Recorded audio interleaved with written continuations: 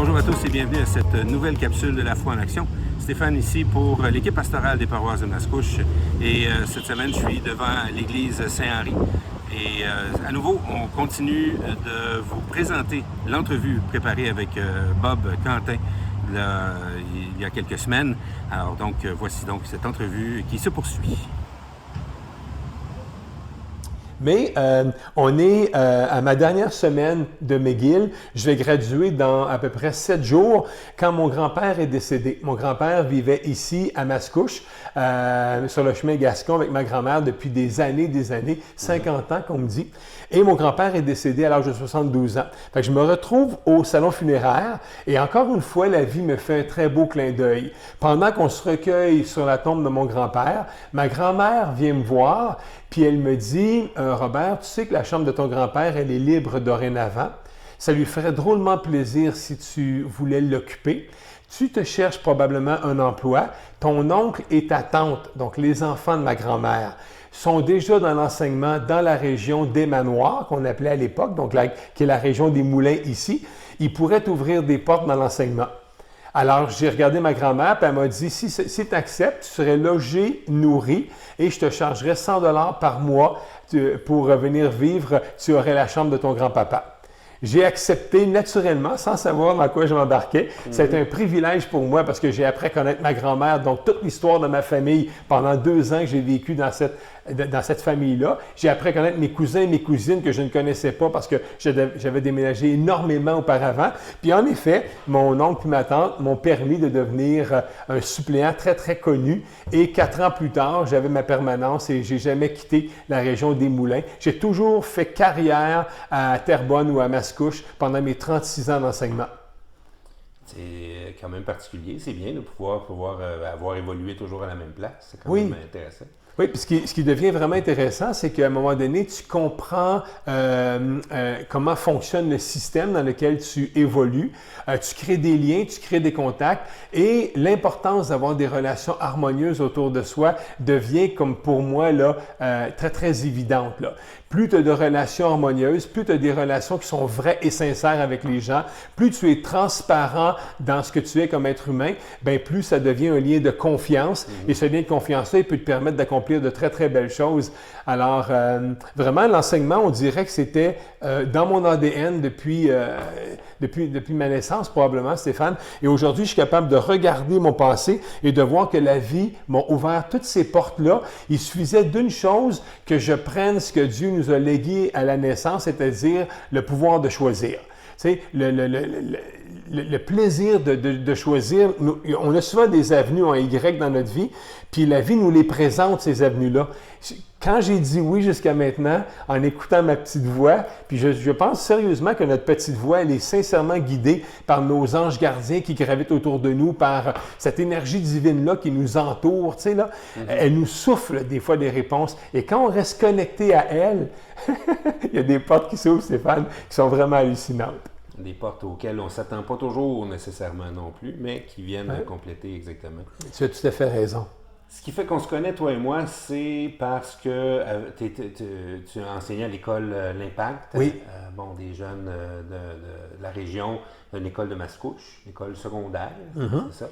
Et puis on a, grâce à la paroisse, c'est le centre d'entraide, on a collaboré avec toi. Oui. C'est un milieu quand même un peu, disons-le là, quand même, mais de façon positive, là, oui. un peu particulier. Oui. C'est une école aussi que tu offrais. C'est aussi quelque chose de particulier qui a été très impressionnant, moi. En tout cas, pour moi, j'ai trouvé ça impressionnant. Oui, et tu as tout à fait raison. On pourrait utiliser le terme, c'est que c'est une école dédiée à l'adaptation scolaire. Puis en adaptation scolaire, on retrouve des jeunes qui vont suivre leur parcours scolaire, mais d'une façon différente que la voie régulière, c'est-à-dire tu passes du primaire au secondaire, tu fais tes 5 années de secondaire, tu as ton diplôme d'études secondaires, puis après ça, tu vas vers soit le marché du travail, le cégep ou l'université. Tu sais. Il y a un parcours qui est dit normal, puis il y a un parcours qui est parallèle à celui-là pour les élèves qui, eux, ont un parcours particulier, justement, ont des différences. Et Quand j'ai commencé ma carrière en 1984. Donc, au mois d'avril 84, j'arrivais à Terrebonne. On m'ouvrait la porte à Corbeil, donc l'école Armand Corbeil, et on me présente au monsieur qui s'occupe de donner la suppléance durant la journée. Je me présente là et moi, je suis convaincu qu'avec mon diplôme de prof d'éducation physique de l'Université McGill, qu'on va mettre dans les gymnases, naturellement. Et cette journée-là, eh bien, ce monsieur-là, qui s'appelle Gérald à l'époque, m'amène devant une énorme porte qui est en vitrail. Et moi, je me dis naïvement, écoute, quelle belle porte de palestre, parce que je sais qu'à la hauteur du mur, c'est pas un gymnase, là, mais je me dis, il y a une palestre de l'autre côté. Alors, il rouvre la porte et quand j'arrive en classe, c'est finalement une classe. Il y a des bureaux, il y a des chaises. Sur le mur, il y a un crucifix, il y a quelques rameaux qui sont là, puis il y a des bibles sur les bureaux. Alors, je dis à M. Gérald, je dis, bien écoutez, M. Gérald, ce n'est pas une palestre, ce n'est pas un gymnase. Il me dit, non, pas du tout. Il dit, c'est le cours de religion et morale, puis c'est ici que j'ai besoin de toi. Puis il dit, tu es un prof d'éduc, tu devrais être capable de les tenir occupés, tu sais. Et là, moi, je vous avoue, Stéphane, que la trouille m'a pris immédiatement parce que là, je ne suis pas dans mon élément. Là. On m'aurait donné un sifflet, un chronomètre, des ballons, puis un gymnase. Là, c'était ma vie là, de sportif. Mais là, d'enseigner la religion et la morale à des élèves, puis là, on me dit que ce sont de l'adaptation scolaire, puis je leur dis, mais je ne connais pas ça, puis il me dit gentiment, faites-en pas, tu vas les connaître assez vite. Là, j'apprendrai finalement que ce sont des élèves qui sont différents, qui ont des troubles de comportement, qui ont des troubles de l'attention, qui peuvent avoir autant de l'autisme que de la déficience intellectuelle, de la dysphasie, de la dyspraxie. Tous ces termes-là, je vais l'apprendre au fil du temps. Mais il y a une chose qui est sûre, Stéphane, encore une fois, la vie m'a fait un superbe clin d'œil. Quand on a ouvert cette porte de vitrail et que je suis rentré dans ce cours-là, eh bien, j'en suis jamais ressorti de l'adaptation scolaire. J'ai toujours aimé et adoré cette clientèle. Ces jeunes-là sont profondément vrais. Ce sont des jeunes qui, oui, ont des difficultés, mettons, au niveau de l'apprentissage des matières académiques ou parfois des relations interpersonnelles, mais fondamentalement, à l'intérieur de eux, ils ont bon cœur. Ils aiment recevoir aussi, eux, leur part d'air en dessous de leurs ailes. Et pour moi, ben, comme coach de sportif, bien, de mettre de l'air en dessous des ailes de mes élèves, ça faisait partie de mon modus operandi. Alors, j'ai aimé cette clientèle-là toute ma carrière. J'ai senti qu'eux aussi m'ont grandement aimé là-dedans et le lien s'est fait naturellement à travers tout ça. Et je sais qu'éventuellement, tu vas me poser la question comment j'ai démarré le club plein air, mais je vais te laisser la poser avant. Ben oui, mais justement, ce club-là qu'on a quand même, auquel on a collaboré, ça vient d'où? Ça te vient sûrement de ton goût, ton désir de la nature. Oui. Que tu aimes la nature. Tout à fait. Tous les êtres humains, on a comme quelque chose qui est pas mal semblable, je dirais. C'est-à-dire que de temps en temps, on ne sait pas pourquoi, mais on va reconnaître quelque chose qu'on aime profondément, mais sans nécessairement l'avoir pratiqué. Je vous donne un exemple. Quelqu'un pourrait, à un moment donné, tourner le poste de radio puis tomber sur de la musique classique alors qu'il n'a jamais écouté, mais cette journée-là, la résonance musicale va l'habiter, puis à partir de là, bien, il va diriger une partie de sa vie vers le classique, puis ça va faire partie de son environnement. Quelqu'un d'autre, ça va être d'apprendre à tricoter. Jamais cette personne-là a tricoté, puis tout à coup, elle s'y met, puis elle réalise qu'elle a un talent là-dedans. Un autre, ça pourrait être au niveau de l'ébénisterie ou de la menuiserie ou de la peinture. On dirait que la vie, de temps en temps, nous amène dans un domaine qu'on n'avait jamais pensé auparavant. Moi, dans mon cas, eh bien, le plein air, j'y avais jamais nécessairement goûté tant que je suis pas arrivé dans ma 3e année à l'Université McGill. À l'Université McGill, quand on devient prof d'éducation physique, on touche à plusieurs sphères. On touche aux sphères qui sont du préscolaire, là, à jouer avec des triangles, puis à faire des ding-ding-ding comme ça, puis avec des quilles qu'on va déplacer pour un peu se mettre dans la tête d'un jeune qui peut avoir 4 ou 5 ans. Puis on va jusqu'à, mettons, préparer une expédition pour des adultes qui voudraient aller dans le Grand Nord. Fait qu'à McGill, on touche à une variété de programmes sportifs, puis naturellement, ben, on nous a amenés en forêt pendant une semaine, en canot, en portage, avec une tente, puis on va nous demander un soir de coucher en dessous de notre canot, l'autre soir, on va coucher en dessous d'une toile, l'autre soir, on va coucher dans une tente, mais on n'aura pas de matelas, puis on n'aura pas de sleeping bag. Et cette semaine-là, qui est à ma dernière année universitaire alors que j'ai 23 ans et demi, Eh bien, là, encore une fois, il y a eu un réveil, il y a eu un appel. Et je me suis dit, aïe, aïe, je veux faire ça, moi, toute ma vie. Être dans le bois, découvrir justement les montagnes, les sentiers. Et puis, j'ai toujours été appelé à, mettons que je canote, Stéphane, là, puis qu'il y a une pointe, là, bien, il faut que j'aille au bout de la pointe pour voir qu'est-ce qu'il y a de l'autre côté. Si je gravais une montagne, mais je veux absolument me rendre en haut pour voir qu'est-ce qu'il y a au loin. Et ça fait partie de... Alors, naturellement, on est en 1998 dans mon parcours. À ce moment-là, j'ai 38 ans. J'arrive à l'école L'Impact, qui à l'époque s'appelait le CFIT. Et puis, l'école L'Impact, on m'offre un groupe de jeunes qui sont entre 16 et 18 ans, qui ont des troubles de comportement liés à des troubles d'apprentissage. Et à un moment donné, j'ai 2 jeunes qui se chicanent dans la classe, vraiment à se prendre au collet, parce que y en a un qui explique à l'autre que ça prend une fusée pour aller en Russie, puis que tu peux pas y aller si tu n'as pas une fusée. Puis l'autre qui lui dit, ben non, Colin Debin, tu peux y aller en avion. Et là, quand je les ai séparés, j'ai réalisé que le jeune qui croyait que la Russie était ailleurs dans l'espace, que ça faisait partie de la réalité de certains de mes élèves qui n'avaient pas beaucoup voyagé dans leur vie ou qui n'avaient pas nécessairement une grande culture. Et c'est là que j'ai eu l'idée de dire, et si je fondais un club plein air qui les amènerait à l'extérieur, qui leur permettrait de connaître le territoire, de connaître des choses qu'ils n'ont jamais fait auparavant? Alors, j'ai présenté le projet à la commission scolaire, puis ça a été extrêmement bien accueilli. On dit, oui, Bob, tu pourrais amener les élèves dehors. On voit que tu as ta formation en éducation physique. J'avais déjà des accréditations en eau vive, en survie en forêt, en premiers soins. J'avais déjà un pédigree qui était le fun. Fait qu'ils m'ont dit, oui, tu peux démarrer ton club plein air à une seule condition. Puis j'ai dit, oui, c'est laquelle? Ils m'ont dit, il faut que tu le finances. Si tu trouves le financement, eh bien, vas-y, tu as notre feu vert parce que nous, ici, à la commission scolaire, les budgets sont décentralisés. Puis notre école étant tellement petite, avec 200 élèves seulement, on n'avait pas un budget qui pouvait nous permettre de sortir. Moi, mon projet, c'est on sort à toutes les semaines, idéalement, et sinon aux 2 semaines. Et finalement, ben voilà. On m'a donné le feu vert, il fallait que je trouve les sous. Et je crois fondamentalement, Stéphane, qu'au Québec, il y en a des sous. Il suffit seulement qu'on prenne notre bâton de pèlerin, qu'on cogne à plusieurs portes, puis qu'on soit vrai et sincère lorsqu'on présente le projet. J'ai présenté le projet, puis pendant plus de 22 ans, on a été capable de financer ce projet-là avec le support des différents organismes qui nous entourent. Puis on a fait vivre en moyenne plus de 20 sorties par année, par groupe d'élèves. Donc, on parle de pas loin de 500 sorties au total, toutes gratuites pour les élèves au fil des 22 ans du programme plein air, Stéphane. Ça, c'est toute une réalisation quand même. Puis, à chaque année, tu nous permettais, là, par des vidéos, par des présentations que tu faisais, à toi et ton équipe, là, dans le fond, à tous ceux qui commanditaient, qui étaient des soutiens, de voir comment c'était quoi que vous aviez fait, tout ça. C'était vraiment impressionnant à voir, d'assister à ça là, à chaque fois. On voit le bienfait que ça peut apporter. Tout à fait. Puis la raison pour laquelle je produisais un film, le film durait en moyenne, Stéphane, annuellement, là, mettons 1 heure, 1h15, donc entre 60 et 75 minutes. Ça prenait pour bâtir ce film-là près de 300 heures de montage, de capture d'écran, d'insertion de vidéos, tout ça. Mais le but de tout ça, il y en avait 2.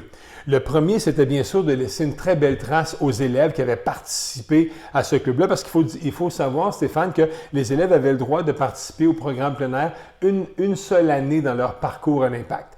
Parce que les autres années, il y a des stages qui sont incorporés dans leur parcours scolaire et à cause des journées de stage à l'extérieur, on ne pouvait pas insérer des journées de sortie plein air. Fait qu'il y avait seulement une année sur les 3 ans où les élèves sont à l'Impact en général, on pouvait leur permettre de vivre le plein air. Donc, l'objectif 1 de bâtir le film, c'est que ces élèves-là, ils partent avec leurs souvenirs, parce que c'est leur moment de gloire, là, naturellement. Ils vont faire quelque chose qu'ils n'ont jamais fait dans leur vie. Ils vont apprendre à canoter, ils vont apprendre à porter des raquettes, à partir un feu de camp, à cuisiner sur un réchaud, à dormir en refuge, à dépasser la souffrance en grimpant une montagne. Ils vont apprendre beaucoup de choses, en plus de travailler sur leur autonomie, travailler les uns avec les autres, faire confiance à ce qui se nomme en eux, prendre leur place dans un moment de discussion, partager leurs idées. C'est magnifique le plein air pour ça. Donc, oui, on va faire un film, oui, on va laisser une trace, et aussi, pour la reconnaissance que j'ai, et elle est très grande, cette reconnaissance-là, envers tous les gens qui nous ont supportés, qu'on peut gentiment appeler nos commanditaires. Ce sont des gens qui sont nos donateurs, qui ont toujours donné le cœur sur la main. Ces gens-là, j'avais vraiment le goût de leur présenter vos sous-là. Ils servent à quoi? Et oui, on leur remettait une plaque, un laminé, une lettre de remerciement, une photo souvenir, et en plus, on leur remettait le film. Et ces gens-là, on les invitait dans la salle. Donc là, on a dans la salle les élèves, les parents, les commanditaires. Donc, naturellement, ce film-là, on dit qu'une image vaut 1000 mots, une vidéo en vaut certainement 10 000. Hein? Alors, les gens voyaient tous les bienfaits, toute la fierté qu'il y avait là-dedans. Donc, voilà. Tout à fait. Oui. De voir vraiment la réaction des jeunes, parce que les jeunes étaient aussi présents, là, la plupart, en tout cas, à la projection. Oui. Donc, de voir leur réaction, puis de voir leur fierté à dire, bien, j'ai réussi, j'ai fait ça pendant cette année. C'était vraiment, vraiment impressionnant. Oui, tu as raison. Puis si tu le permets, je te ferai une petite parenthèse de 3 minutes. Bien sûr. Dans la dernière année, le monde entier a été mis sur pause avec cette pandémie qui a été totalement soudaine pour nous tous. Beaucoup de millions d'êtres humains ont fait de leur mieux avec la situation. Puis nous, bien, la pandémie nous a frappés au Québec, plus particulièrement autour du 12-13 mars 2020. Naturellement, on n'a pas eu de fin scolaire. Hein. Toutes les écoles du Québec ont été d'une certaine façon confinées. Donc, il n'y a pas eu de bal de finissant, de gala méritas. Et il n'y a pas eu non plus de présentation du film dont tu parlais il y a quelques instants. On appelle cette soirée-là la soirée des jeunes explorateurs. Donc, c'était notre 16e édition, si on veut. L'année passée, au mois de juin 2020, elle n'a pas eu lieu. Le film était monté. Je l'avais canné, comme on dit dans les termes là, de cinématographiques. Le film était canné, il était gravé sur DVD, prêt à présenter, mais on n'a pas pu le présenter à cause des consignes et il fallait vivre avec ça. Pendant l'année qui a suivi, donc on est aujourd'hui, toi et moi, on se parle au mois de juin 2021, donc on est 14 mois plus tard. Eh bien, 14 mois plus tard, on n'a pas eu la chance de présenter les Jeunes Explorateurs 2020. C'était mon dernier groupe plein air avant que je prenne ma retraite. Dans mon esprit, j'ai toujours demandé qu'on me permette d'avoir une fenêtre, une parenthèse où ces jeunes-là, comme tous les autres groupes auparavant, puissent avoir leur moment de gloire. Donc, je t'ai même téléphoné pour te demander gentiment, auriez-vous une salle à me prêter pour présenter? Et tu m'as dit, oui, j'en ai une. Et là, il y a eu le mais qui a suivi. Je ne peux pas te la prêter tout de suite parce qu'on a encore des consignes qui nous interdisent d'être plus de tant de personnes dans la salle. On devait respecter ces consignes-là. Et la vie nous offre dernièrement une opportunité quand les cinémas ont ouvert. Et quand les cinémas ont ouvert, Stéphane, on parle de 14 mois après le début de la pandémie, le cinéma Guzzo de Terrebonne ici avait l'occasion de présenter des films. Alors, je les ai contactés. Les gens de l'équipe Guzzo à Terrebonne ont été formidables. Ils nous ont ouvert le cinéma un dimanche matin, dimanche le 13 juin, donc dimanche dernier, à nous toutes seules. Donc, l'énorme bâtisse était ouverte seulement pour mes 10 élèves, accompagnés de leurs 4 invités chacun. Donc, au total, on était une cinquantaine de personnes réunies dans une vraie salle de cinéma, Stéphane, sur un méga grand écran. Donc, cette pandémie qui a été une grosse jambette a permis à ce groupe de se voir dans une vraie salle de cinéma. Sur le très grand écran. Sur très grand écran. Fait que tu peux imaginer la fierté des parents, des élèves. Ils étaient vedettes pendant... Le film durait 1h24. Et à la fin, quand le mot « fin » est apparu, on a eu une ovation debout. Les gens ont applaudi pendant près de 5 minutes tellement il y avait de la fierté dans la salle. Et quand les lumières sont allumées, on voyait qu'il y avait des larmes de joie, il y avait des larmes de fierté. Donc, cette jambette-là que la vie nous a fait au niveau de la pandémie, il y a eu un petit bout très, très lumineux qui a été les Jeunes Explorateurs au cinéma Guzzo. Et je lève mon chapeau aux gens de Guzzo qui nous ont très bien accueillis puis ont bien organisé le tout. Ben oui. C'était un bel événement. Un bel événement. La seule chose, c'est que je n'avais pas le droit d'inviter mes commanditaires cette fois-là parce qu'on avait le droit d'être 50 personnes seulement là, dans la salle. C'était une des consignes qu'on avait et on l'a très bien respecté. Mais voilà, ça a été mission accomplie pour la dernière édition des Jeunes Explos. Effectivement.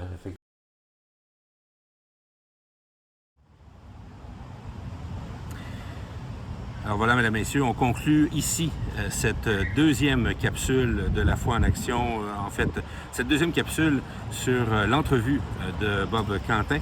On a du matériel encore pour en faire une troisième, alors donc on va vous proposer ça dans les prochaines semaines. Donc soyez à l'écoute et puis merci beaucoup d'avoir été là. Je vous souhaite de passer une belle semaine et on se revoit bientôt.